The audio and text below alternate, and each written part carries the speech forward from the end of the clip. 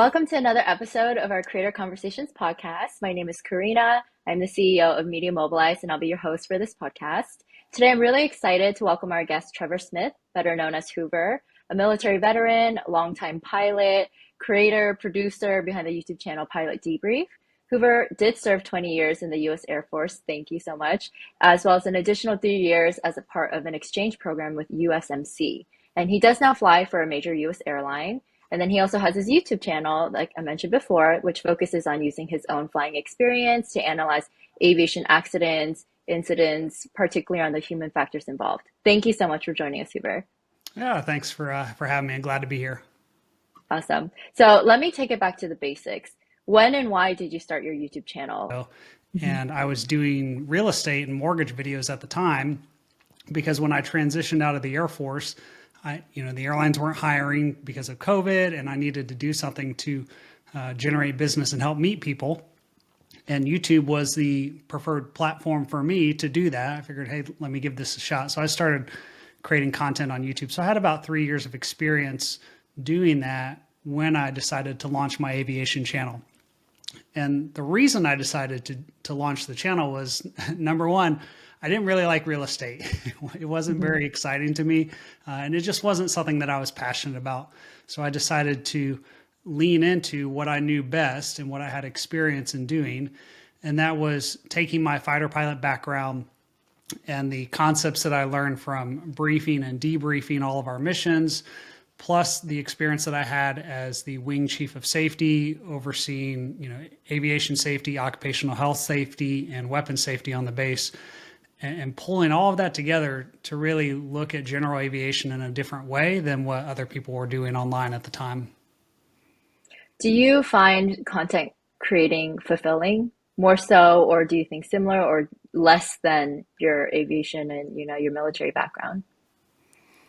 I think content creation for me, well, first of all, it's very fulfilling what I'm doing right now. I immensely enjoy it, and it brings a lot of fulfillment to me. But the challenge sometimes is, when I look at that compared to the military, like you asked about, it's very different, right? What we were doing in the military, you had a very specific mission and purpose and function. And now that mission, purpose, and function has changed in a different way. And there's positives and negatives to both. But the one thing I don't get necessarily from being a content creator is sometimes the camaraderie around like I had in the military, about being around other military pilots all the time, constantly, and talking about flying. So that's something that I'm able to get, from flying in the airlines, and then, occasionally doing some GA flying on my own.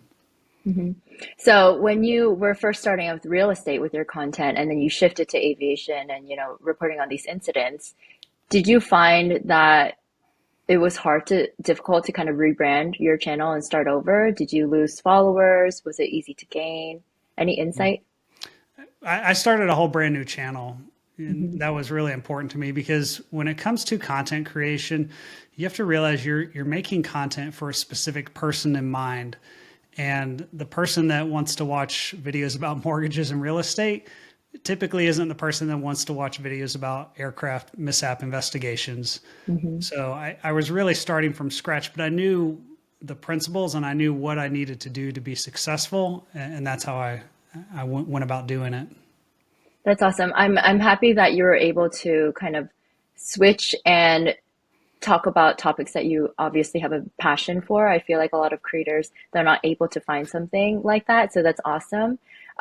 You mentioned the differences in your military experience in content creating. Would you say that there are any similarities, or would you say maybe there are some lessons that you learned in the military that has shaped how you view content and your work that you do today? I think some of the similarities are the challenges that they each present. You don't know what's going to happen day to day sometimes in different scenarios, both in the military and in content creation. And you're constantly having to react and refine your plan going forward in order to achieve mission success, whatever that might be. So that's something I think that I draw upon a lot from my military background to understand the challenges that I have and figure out the best way to tackle that problem going forward. For a creator that's just starting out, would you say that YouTube is your most recommended platform? Or are there any other platforms that you use that you really, really recommend? And if so, do you recommend cross-posting? I'm obviously partial to YouTube, but I'm going to recommend creators work with the platform that they're most comfortable with, that they're most passionate about. Because if you're trying to create content for a platform that you don't even use on a normal day-to-day basis, and you're trying to force yourself to use it just for content creation, you're probably not going to be very successful because it's going to show in your videos. I feel like, the viewer can see that sometimes when you're not passionate about something, that just comes across in your personality. For me, I enjoy YouTube. I think it's great because I like the longer form content. And when it comes to cross posting, I always think that's a win for everybody if you're able to take the content that you're already creating on one platform and post it on others. However, I always recommend doing that in a raw video format rather than sharing a link because typically, Facebook doesn't want to drive people to YouTube or vice versa. So if you're going to cross post, always save the raw video format and do it in that manner. How did you choose your call sign? I'm curious. How did you choose your name, Hoover? Well, I didn't. So fighter pilots don't get to choose their call sign. It's chosen for them. And that's something that comes with your assignment in your first fighter squadron as part of a naming ceremony. And every squadron has their own ritual that they go through for that.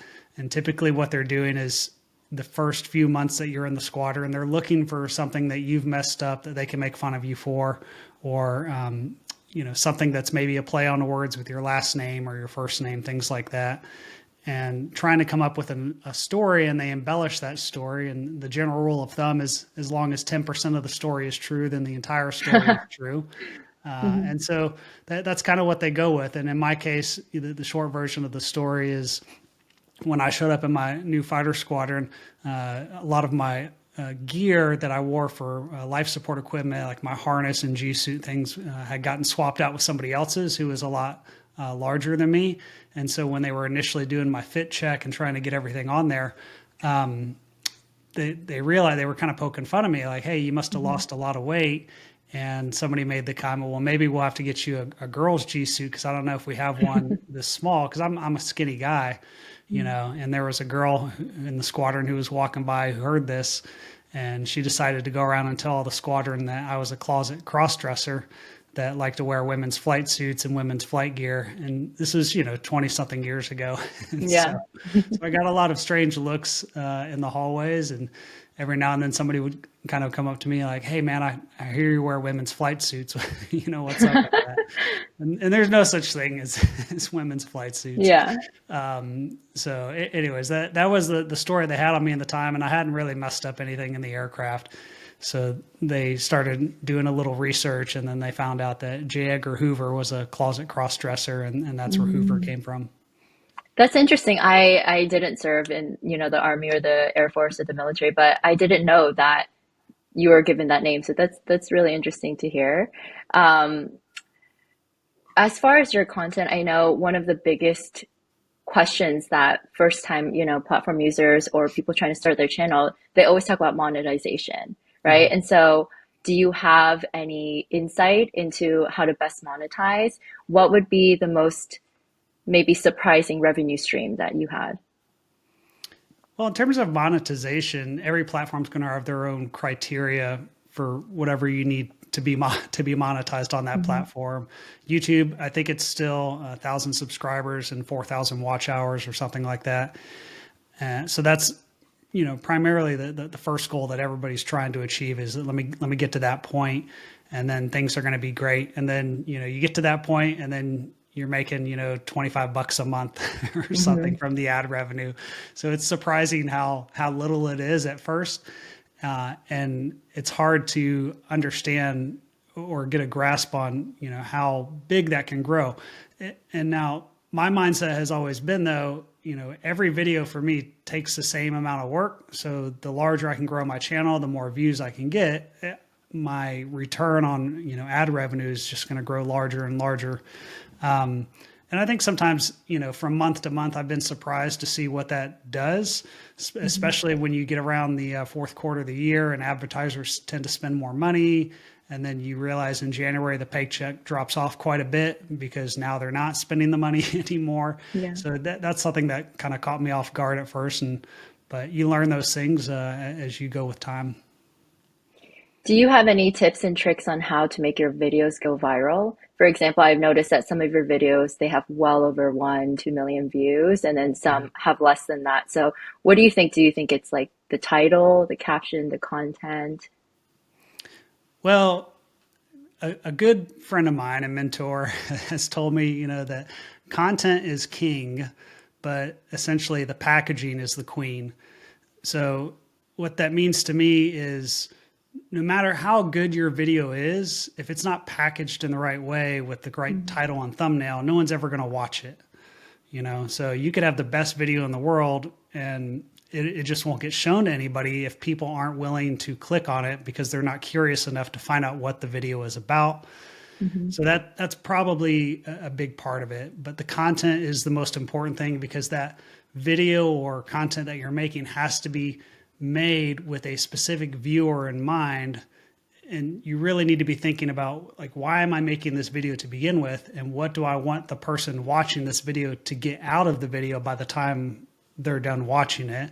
And then what do I want them to watch next once they're done? So it's that logical flow and progression. And once you understand how to do all of that, the harder part is trying to figure out, okay, great. Now I have this, fantastic idea and I think I know what I'm doing, but how am I going to get them to click on it to begin with? And I think that's something that just takes practice and a lot of hours on working on different titles and studying different content creators to see what they're doing for their titles and thumbnails. Yeah, I remember when we were first entering the creator economy space a few years ago, there wasn't that much emphasis on thumbnails. And then, we would suggest like, hey, maybe make this thumbnail a little bit catchy. And a lot of creators, they actually were like, no, I think the content is more important. But I feel like that has kind of shifted, especially when I'm scrolling through YouTube, I find thumbnails to be more and more flashy. So I definitely think that is a way to engage with the audiences. Well, As far, you have about, less than a half a second to catch somebody's attention as they're yeah. scrolling through their feed. So if it's not a clear enough picture that tells this, part of the story, and then they look at the title to go, oh, that's interesting to me, then they're just not going to click on it. And then you're lost in the feed. So I think sometimes I'll end up spending just as much time working on the title and the thumbnail as I do on the actual story and the video itself, because it's that important. What are your thoughts on brand sponsorships? Do you have any like restrictions on what kind of brands you would sponsor, or how do you think about that? I don't personally do anything that's politically, charged, whether, one side or the other, because I think it just tends to alienate people. So I tend to stay, in the middle on everything and keep the politics out of it.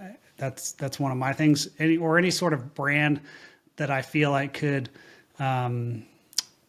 cause some concern with the people watching my channel, because I know the type of viewer that watches my videos. So I already have a good feeling about what's going to make them upset and less likely to watch my videos in the future. And I think when you really have a good understanding of the viewer, you'll know which brands tend to align with them the best, and what might work for your channel. But, I'm all for sponsors. I think the challenge is trying to find the right way to integrate them into your videos, and also the balance between, a sponsor every video versus, a sponsor every 2 or 3 videos, whatever that might look like. And when I first started doing sponsors, that was something that I was really concerned about, because I didn't want to lose my audience or hurt my channel growth, because now I'm showing them something that they may not want to see, even though it's not going to necessarily be polarizing.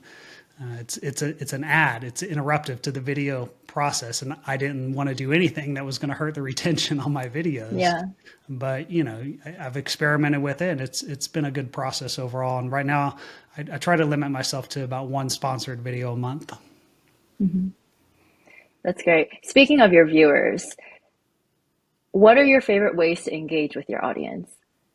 I love doing live streams. I'm always nervous when I first start doing them, like Yeah. when I hit that go live button, because you're like, okay, is it really live? Hmm. But once it starts going, I get into a comfort zone, especially when I have a guest on my live stream with me and we're talking about aviation, because then it's just a much more natural conversation for me to really be sitting there discussing with another pilot aviation safety or a specific mishap and talking about the things, that the experiences that we've had in our past and how it relates to, whatever event that we're sharing with the audience at that time. Hmm. How do you deal with negative feedback? I honestly don't get a lot of it anymore, but and when Hmm. I do, I just ignore it. So, That's great. when you're first, that was a big challenge for me when I first started off because I'm sitting here. I think this is like my third studio that I've had for my channel. I started off in my living room, and that's the important thing to remember for people. Like you don't need a professional Hmm. studio to start making content. I was literally sitting in my living room, and you can see like our couch in the background of some of our videos. And I had no idea what I was doing, but the content was what mattered, and so people watched. So when I first started doing this in my living room, nobody knew who I was. I was a brand new content creator. I wasn't wearing a pilot uniform. So most people just assumed I wasn't even a pilot to begin with, or I was maybe just some guy that did Microsoft Flight Simulator. So I got a lot of hate on my videos about people questioning who I was, because the other thing that was important to me was I didn't want to reveal my identity when I first started the channel, because I was still kind of under this probationary period with the airline that I was flying with, and I didn't want to do anything that could potentially jeopardize that. And obviously now I'm well past that point now, but that was really important to me. So I couldn't say, well, I'm so and so and I fly for this airline or whatever. And that drew a lot of negative comments. And then over time, I think people learned to realize that they could trust what I was saying, and I was consistent with the videos that I was making, because every single video was geared towards the same viewer. And over time, Hmm. those negative comments went away. And as the audience grew, I'm at the point now where all of my fans defend me if somebody does come on and make negative comments. I get plenty of people that watch my back for me. Yeah, that's great. I think I was speaking with another creator and they were like, listen, you can get 99 great comments. And then in the beginning, I would just focus on that one negative one. And it's hard, even in like everyday life, right? It's hard to take negative feedback and criticism, but it's just you got to think about your loyal fan base. And I'm glad that they defend you and whatnot. Um, has there been a time when you were in a divisive situation when it came to your channel or creating your content? I don't know that I've ever been a divisive situation. I've gotten concerns sometimes from people that have reached out to me that have been a family member or close friend of one of the victims of the Mhm. tragedies. And that's always hard when you're getting that sort of direct feedback from those people, because for some of them, it's actually positive feedback, which is surprising. And that's good, because that's really what I intend for. But a lot of times it's not positive. So, in most of those cases, I just choose not to, engage or Mhm. that discussion, because there's nothing I'm ever going to be able to say that's going to change their mind about how they feel. When you lose someone that you love, or that, a family member, that can be very challenging to deal with, no matter how long ago it happened. Yeah. Well, obviously, with all the news reporting on the tragedies in the airspace recently, in your opinion, I mean, it's understandable why people have reservations on flying. I do feel like the news coverage has increased these past couple months. In your opinion and experience, is it safe to fly? Do you think people should have reservations? It's 100% safe to fly. I'd have zero concerns about flying. Hmm. I think the challenge for most people is just understanding that, because when you look at it and it's in the media all the time, all of a sudden it becomes that concern that this is going to happen on every flight. Hmm. And you have to understand that there's tens of thousands of flights a day across the world. And, we're talking about one or two incidents that are of major significance, but they're major significance enough that they're in the headlines all the time. and that gets people thinking about it, and obviously can be a cause for concern. But I have no hesitation, flying with my family. Okay, that's good to hear.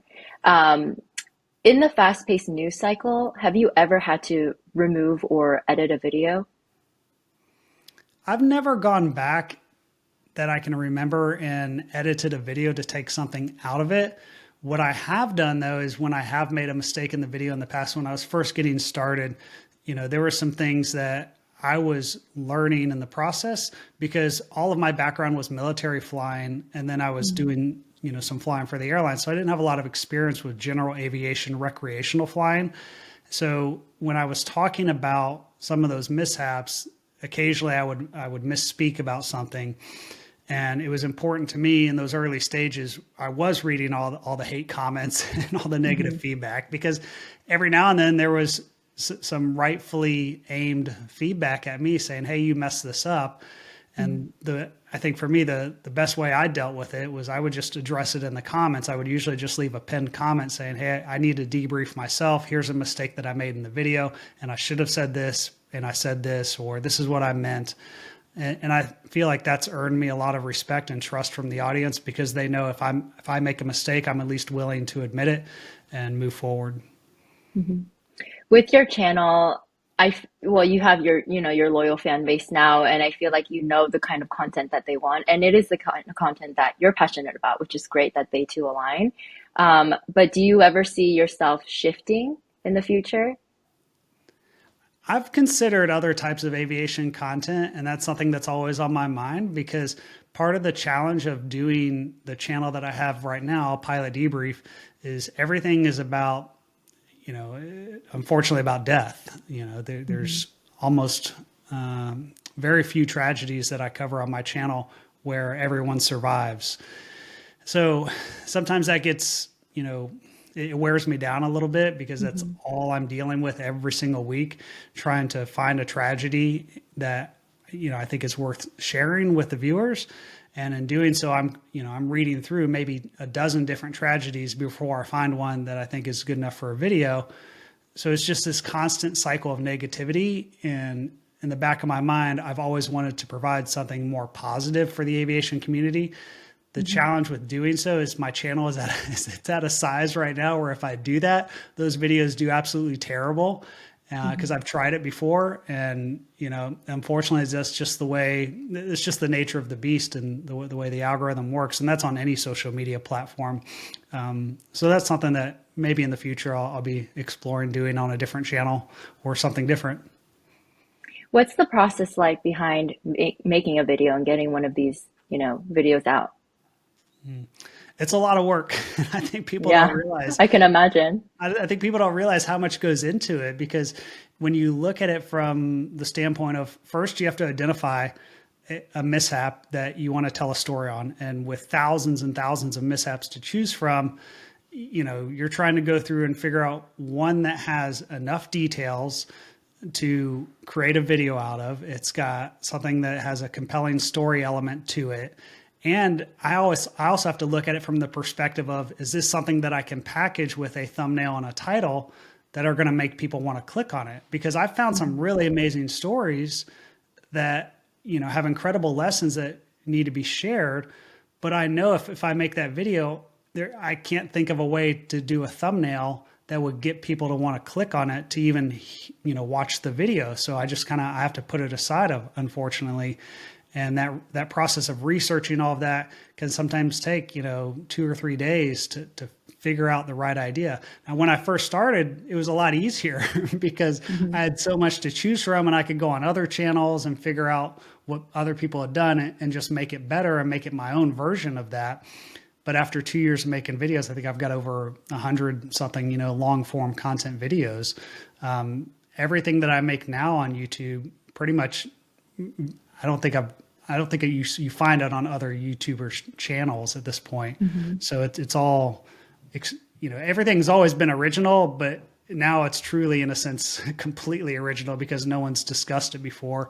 And that's a real challenge in doing that. And then sitting down, putting together the story, then, filming, And then I get to the point where I'm trying to edit. And for a video that's maybe 17 or 20 minutes long, I might have 45 minutes of footage that I've got to edit down. And then I've got to incorporate all the graphics and the images and things like that go along with the story to help bring the viewer on that journey. And so overall, it can usually take from start to finish about a total of maybe 4 days, 5 days of combined work to get a video done. In terms of editing, what platforms do you use or what softwares? Any insight into like, folks who are looking to get into editing their own videos? I shouldn't say this. So I started off using Camtasia because it was cheap. And you pay for it one time and you just, you get to use it forever. I think it works great for talking head style videos, and it's a very simple editing tool that most people can use.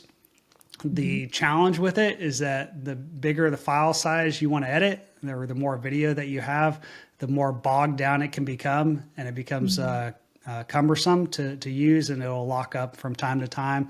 So I've started making the switch over to Adobe Premiere and, or Premiere Pro. So I love using it, but I'm only scratching the surface on its capability because my videos aren't, I'm not doing a whole lot of color grading and sound editing and other things like that. But it's a much better tool when you get to that level. But don't feel like if you're a new content creator, you've got to start off, with all the fancy tools that all the main editors use. I mean, and actually, I think I used Video for a little bit too, and that's another online service you can use. But I don't think I would ever go back to that once I found Camtasia. I think that's really important for people to hear that because, we have some creators that come to us as an agency, Media Mobilize, and they're like, we want to start this. I don't know where to start. And they're trying to spend tons of money on these softwares. And I'm like, there are a lot of cheaper options that you can go with. Why don't you start off with that? And eventually they find their footing. But I'm glad that, Camtasia and then you use Premiere Pro. So that's awesome. Yeah, there's some really big YouTubers and content creators on other platforms that all they use is an iPhone and then whatever they can do to edit on their iPhone. I know a couple of them like that. I mean, it's not, the Mr. Beast style of videos, but they're very successful in what they do with their channels and have huge channels just filming on an iPhone without any sort of fancy equipment or editing software. Going back to your aviation background, what plane did you fly the most, or what was your main plane, and what is your favorite plane today? The aircraft that I flew the most in the military was the F-15E Strike Eagle. That was what I was assigned out of pilot training. So I did that for 3 years initially before I did my exchange program with the Marine Corps flying the F-18. But then I ended up coming back to flying the Strike Eagle for 2 more assignments. So essentially about 10 years in total flying the F-15E. And that's still my favorite plane today. I wish I could go fly it again. It'd be a great opportunity. But I really loved flying that aircraft and had a blast doing so, working with both the pilots and the Wizzos in the squadron. The Wizzos are the crew that sits in the back behind the pilot. You're just working together as a team, and that whole concept was just something I really enjoyed and miss. What models are the planes in your background? So I have an F-15E on the side, and then the F-18D on the other side. And this one is from one of they're both from different squadrons that I was in while I was in the active duty. And then the picture behind me on the wall is the Strike Eagle as well. Awesome. What are so you mentioned other creators. Do you have any other creators that you actively subscribe to? It doesn't have to be on aviation, but I'm curious. Personal look into Hoover's personal life. What kind of videos do you like to watch in your own time? Well, I watch a few different channels. I mean, I do watch some aviation channels, obviously, but the channels that I watch for entertainment, I like Ryan Trahan, which I'm probably not his ideal viewer, but I really enjoy watching his videos because there's a lot to learn from him as a storyteller. And I think for content creators, that's the important thing to realize is you're going to find other content creators in different niches that are going to help you become a better content creator just by studying what they're doing. So I get a lot of his videos. I watch Mr. Beast from time to time. Mark Rober's really fascinating storyteller for me. I love watching his videos as well. So those are just a couple of them. And then sometimes it's just whatever my 10-year-old son is watching. Hmm. So you went from real estate, now you're aviation. If you could create a new channel completely from scratch that has nothing to do with either of them, what would it be? A new channel that doesn't have anything to do with aviation or real estate. That's a great question. I would probably lean into something involving like father son, like Hmm. exploring and adventure type stuff, like just doing stuff with my son and putting that on camera. It's something that we've kind of talked about doing, but I don't know. It's not something that I'm ready to pull the trigger on. I don't think he really wants to get involved with it, so I'm never going to force any of my kids to do something for content creation that Hmm. they're not passionate about as well. But I think that would be a lot of fun to do something like that because I think there's a lot of missing role models in the world today, and to be able to show that on YouTube or a platform, it gives other people the hope that hey, there's people out there that I can learn from and get to spend time with, even if I don't have a role model right now in my own life. I think that's awesome. I do love content like that, like family oriented and just showing, the personal lives. And so I do follow a lot of channels like that. In a world where we see so many AI generated videos, especially across YouTube, like it floods my feed, right? What are your thoughts on AI? Do you use it? Do you recommend it? Are you anti AI? I know a ton of creators who are. Yeah, I'm curious what your thoughts are. I'm not anti AI. I use AI for research a lot of times, especially when I'm dealing with very robust mishap investigations. Mhm. Sometimes the docket of information that the NTSB provides might have 2,000 pages that I need to go through.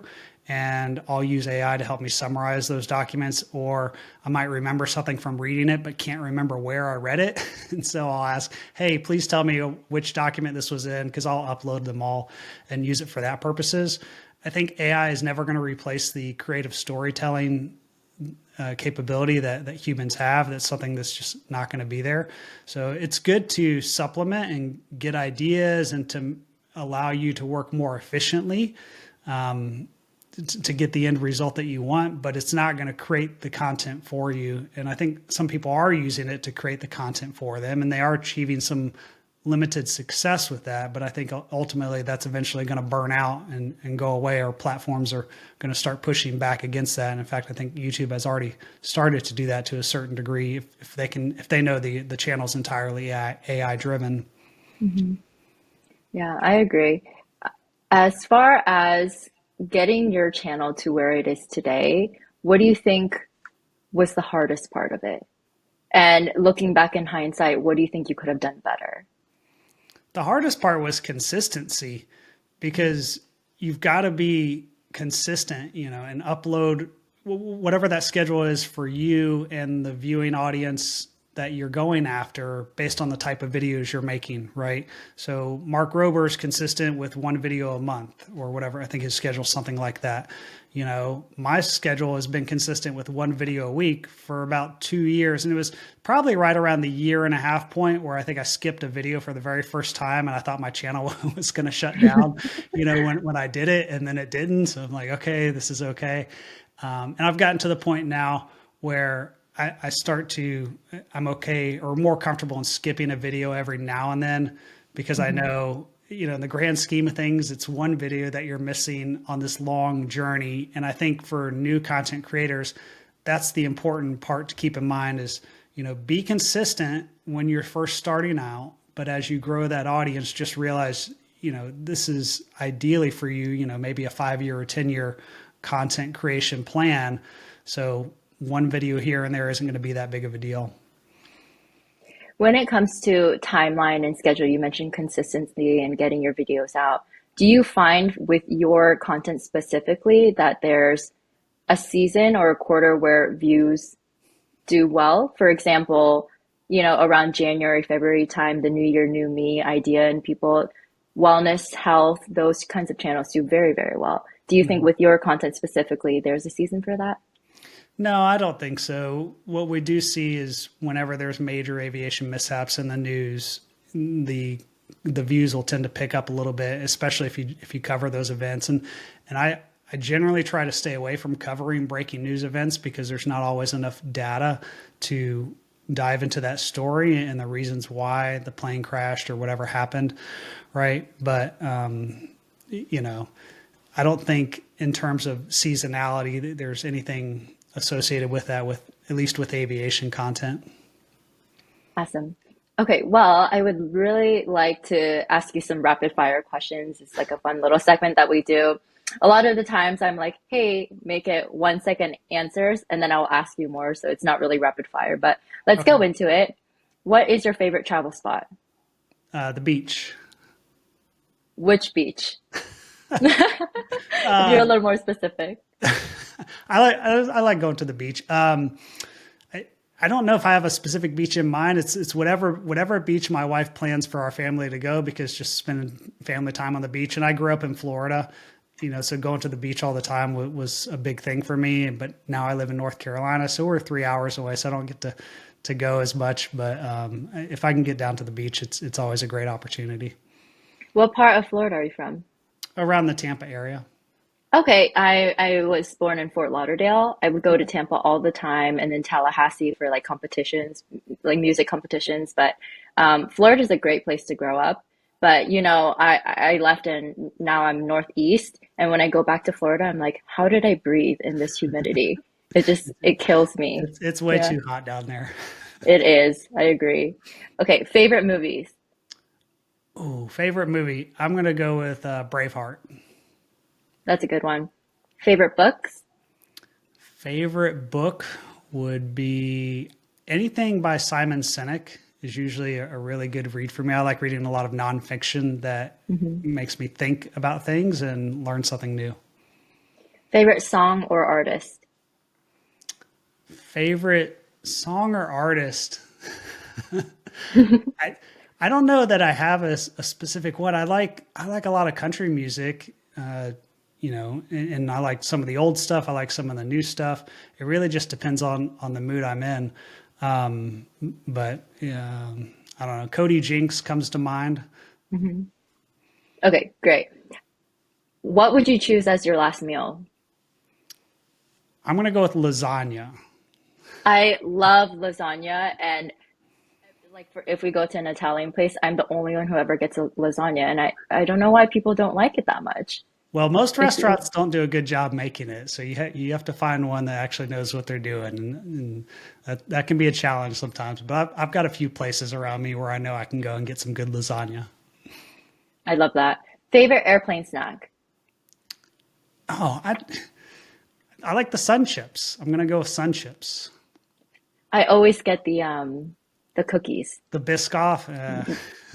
The problem is asking an airline pilot that question is none of them are good anymore because that's all you have all the when you're Oh yeah. on your trip. So it's like, oh, what do you want for a snack? So you're eating it all the time. But I'm still partial to the sun chips though. What's the longest airline flight you've ever piloted on? The longest legs that we have that I do right now are Atlanta to Seoul and Atlanta to Johannesburg. And so depending on the winds going there or coming back, those can be, some pretty long, 14 to 15 hour flights plus time, depending on the route and the winds and things like that. So it's pretty long. I saw that you, with your military experience, you had some time in Seoul. Was it long enough for you to enjoy Korea? My family and I spent a year there as part of a staff assignment, and I was working at I guess at the time it was the 7th Air Force headquarters, working in their plans shop, kind of doing some stuff for that, bringing my fighter pilot experience to some of the planning efforts that they were doing. And we really enjoyed our time there. We got to explore different parts of Korea, but we also made it over to Japan, went to Tokyo Disney, and then did a vacation down on the Philippines. And my wife got to go to Vietnam. So we got to do a lot of fun things while we were there. It was a great experience. Yeah, you guys went to all the great spots. I'm actually going to Korea in a few weeks. I have family over there. Are you good with spicy food, would you say? Yes. I'm terrible. So people are like, "Are you even Korean?" But But I I don't like kimchi though. So that's, you know what? I don't like it that much either, and that is definitely a secret. But cool. Okay. Favorite current hobby. favorite what? Current hobby. Oh, favorite current hobby, woodworking. But I don't do it as much as I used to because I'm spending so much time making videos. Hmm. But I used to do it a lot more, and I have a lot of the tools still. Then they're all just tucked away in the garage. And hopefully one day, as my son's starting to get older now, we're starting to, get out and explore that a little bit more too. So it's a lot of fun. Cool. Last question for the rapid fire questions. Where's one place you would like to travel in the near future? I want to go back to Rome. I've been there with my airline that I fly for a couple times, but I haven't been there with my family, and I know they really want to go. And during the times that I've been there, it's only been a 24-hour layover, so you don't really Mhm. get the true opportunity to explore everything. You can, but it's a very rapid fire. Let's see if we can Mhm. walk 7 miles in about 6 hours and cover all the sites. So getting back over there with my family would be a lot of fun. It's on my list of things to do. Awesome. Okay, well, that does conclude our rapid fire questions and our podcast. Thank you again, Hoover, for joining us today. I'm really, really excited to see your growth. I've learned a lot about your insights and, your personal life before you started. And so it's just been amazing having you on. I'm really excited to continue to stay updated on your channel. Thanks so much. I was glad to join you. Thanks, Hoover.